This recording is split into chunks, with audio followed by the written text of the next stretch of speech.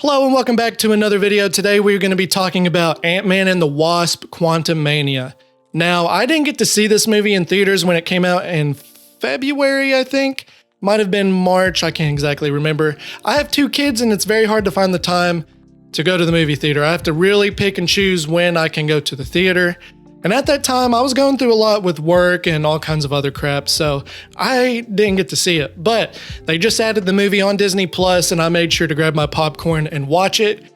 And I honestly liked it. Actually, I think a reason why I didn't see it was because I kind of heard some negative things about this movie, and I was scared to go in it.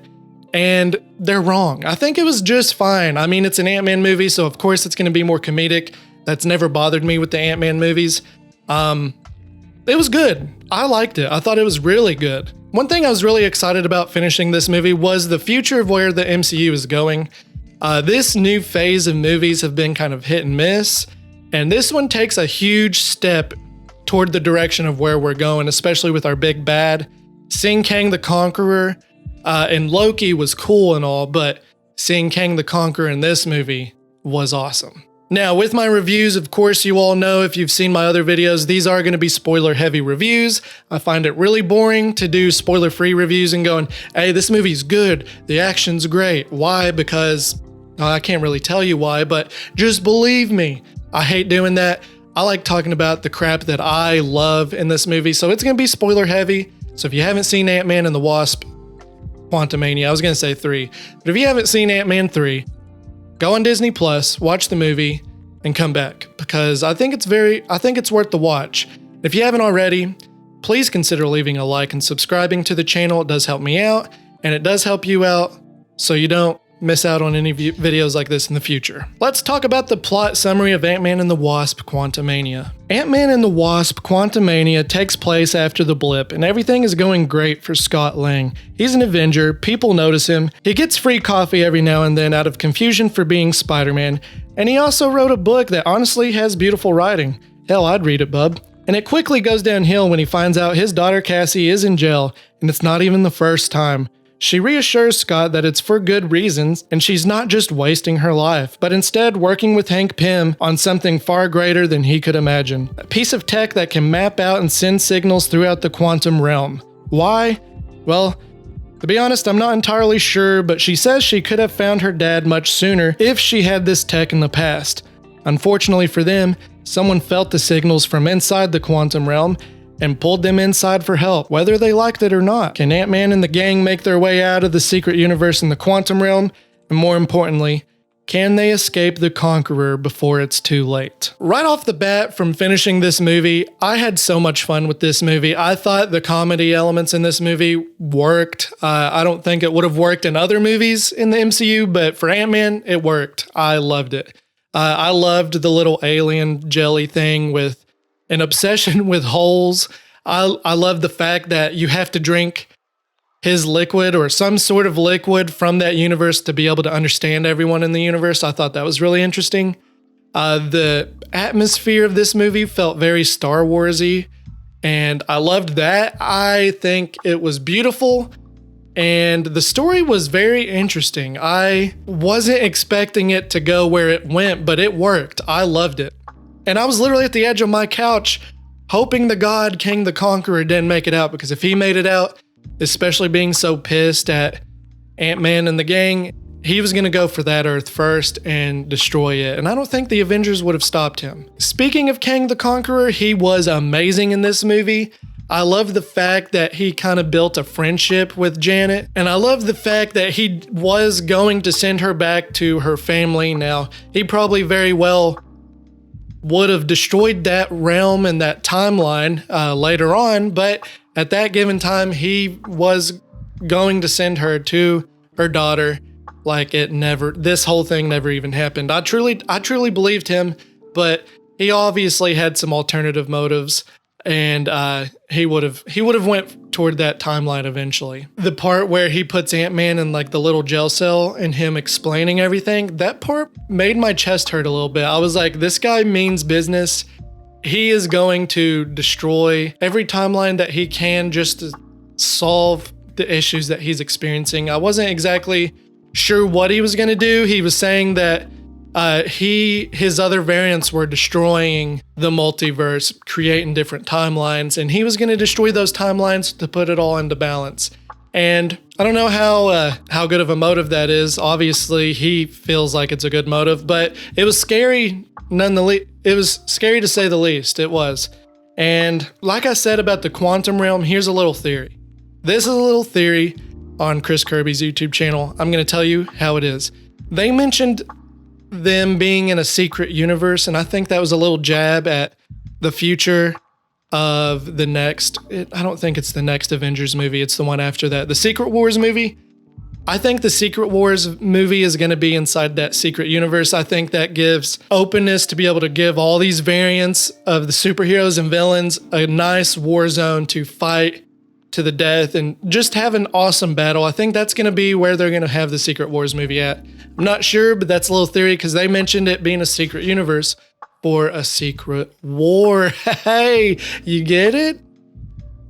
Okay, now let's talk about the character arcs in this movie. There weren't really many character arcs of this movie. This is one of those Marvel movies that really just sets the stage for the future of the MCU. If there were any character arcs, I can only think of two. I mean, the characters were great and they served their purpose. They did fantastic. I didn't have a problem with any of the acting in this movie. But there wasn't really anything special going on with these characters other than a couple of them. And I'll explain those here in a minute. Because like I said, this movie really just sets the stage for future MCU films. And that's okay. I know some of these movies have to do that. And if they put it in an Ant-Man movie, I mean, I like Ant-Man, but he's not one of those, it's not one of those superhero films where I need something really grounding and rich in storytelling, if you know what I mean. It's just a good popcorn flick to sit down, watch, have some laughs, and have fun. And it did that. But a couple character arcs I want to talk about is Ant-Man. I think he really came to his own in this movie. I think he is an Avenger, but when you compare him to the other Avengers, he's very minuscule, like a little tiny ant. And I think a lot of people really put him down for that, especially Kang in this movie. He literally told Scott that he was out of his league on this, as in saying, listen, you're just a little bitch. You don't know what you're messing with. I will kill you in an instant. And I think Ant-Man really came into his own and realized, hey, you know, I might not have an Iron Man suit. I might not have enhanced strength, but I will work with what I have to get things done. And he does. He saved his timeline. He saved many timelines, and he saved the secret universe inside the quantum realm. Him and his little gang did that. And I think it really shows how important Ant-Man is to the team, because he might not have the strength. He might not have all the brains, but he has heart. And he definitely showed that in this movie. Another character arc, I think, is Kang the Conqueror. I think they did such an amazing job with his character, and I think he's shown that he was a little out of his league. I think it was perfect the way they did that. He was very, very prideful. He had a little bit too much pride, and you saw him get wrecked by an army of giant ants. And I was just sitting there thinking, like, you think like ants are not really like that tough, but holy hell, those ants kicked his ass, and Ant-Man and them stopped a whole empire. I mean, they stopped a whole empire just with a few people and some ants. That's awesome.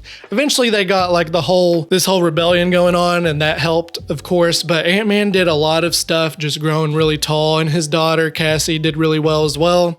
They all did fantastic, and I think they shown Kang the Conqueror exactly who he was messing with, because he wasn't messing with just anyone. He was messing with the Ant-Man and the Wasp and his gang from Earth 616. At least I think this is 616. I'd have to look that up. I think it's Earth 616. Anyways, let's talk about the visuals and the action now. This is one of those movies that has a lot of CGI in it. I mean, the whole universe is CGI, and that as a whole, the whole quantum realm down there, the secret universe, looked beautiful. I think it looked fantastic. But when you look at some of the CGI fights and something like MODOK, I was so happy to see him, but they made him goofy as hell for comedic purposes, but he still looked kind of shitty looking. Like, he looked Like they put him on Photoshop and just stretched his face out. And I think they did that on purpose just to make it look goofy, but I would have appreciated it a little bit more if they took his visuals a little bit more seriously. And some of the other visuals were just a little bit goofy looking, especially with some of the action. That's kind of how this phase has been going lately. Some of these MCU movies haven't really hit the spot on CGI. Guardians of the Galaxy Volume 3 did. This one was kind of hit and miss, and Black Panther Wakanda Forever was kind of hit and miss as well. And of course, you're going to run into hit and miss with the Disney Plus shows because it's Disney Plus. I think the budget for those movies are very high for a streaming service, but I don't think it's high enough for it to look as good as the movies. Let's finish off with some final thoughts here. Ant-Man and the Wasp: Quantumania is a fantastic addition to the MCU. I think it is just fine the way it is. I don't think it's perfect, but I don't think it's bad by any means. I think it did exactly what they set out to do, and that was give us a fun popcorn flick, give us some laughs, and steer us toward the right direction to where the MCU is going, especially with Loki Season 2. We got a brief sequence of that, which I cannot wait for later on this year, but it definitely sets the stage for the Avengers, the King Dynasties, which, God, that comes out in 2025, which really upset me, but it sets us toward that direction and what we're going to be experiencing with this multiversal timeline, and I think it's going to be really fun. If I were to score this movie, I'd give it a solid 3 out of 5. I think it's very well worth the watch. This movie was just another Ant-Man movie, and that's not bad, but it's not exactly fantastic either. So, have you seen Ant-Man and the Wasp: Quantumania? If you have, let me know what you think of the movie down in the comments below. If you haven't already, please leave a like and subscribe to the channel. That way you don't miss out on any videos like this in the future. And also, we have a membership plan for as low as $3 a month. Like, you can literally, it's as low as buying a comic book. So, you get extra content. We have another video that I just recorded before this one talking about 10 games that I think would make perfect remakes. So if you all would like to consider supporting the channel, it'd be a perfect way to do so, and you get exclusive perks. So keep an eye on that. And until next time, take it easy, bubs.